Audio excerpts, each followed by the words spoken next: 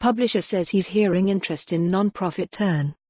New York, AP, the publisher of the nation's first daily newspaper to be granted non-profit status, says he's since heard from a few dozen lawyers and news executives curious about whether the Salt Lake Tribune's approach could work elsewhere.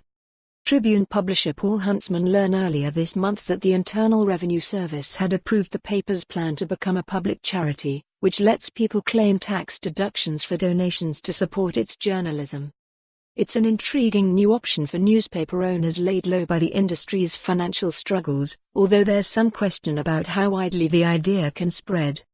"I'm surprised, quite frankly, that I'm the first one doing this," Huntsman said. "I'm not a journalist. I saw how broken the model really was. I was wondering, why isn't there anybody doing something about this, instead of waiting for someone to come in and rescue us?" Huntsman, son of the wealthy industrialist Jon Huntsman, bought the Tribune in 2016 from the hedge fund that had been operating it. His chief mission was to keep it alive. The Tribune had a staff of 148 people in 2011, and the paper said earlier this month there were now about 60 employees. He figured he had about 5 to 10 years to settle on a strategy, but quickly learned that was optimistic.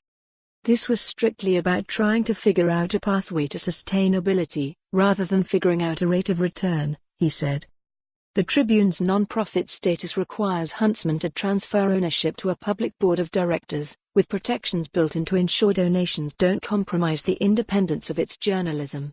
Besides Huntsman negotiating himself out of a job, the paper will no longer be able to endorse candidates in political races. Those steps alone may give pause to independent newspaper owners who enjoy the power and influence of their positions. Beyond that, most newspapers are part of chains with ownership interested in a profit.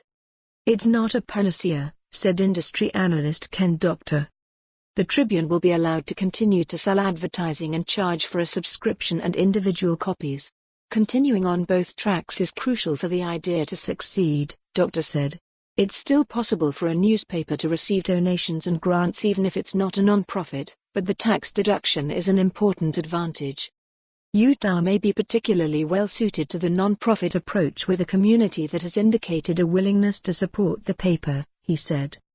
Some people in the news industry may have been reluctant to try the idea because of doubts that the Internal Revenue Service wouldn't be interested, said lawyers Megan Biss and Douglas Varley of the Washington firm Kaplan and Drysdale, who helped with the Tribune's application.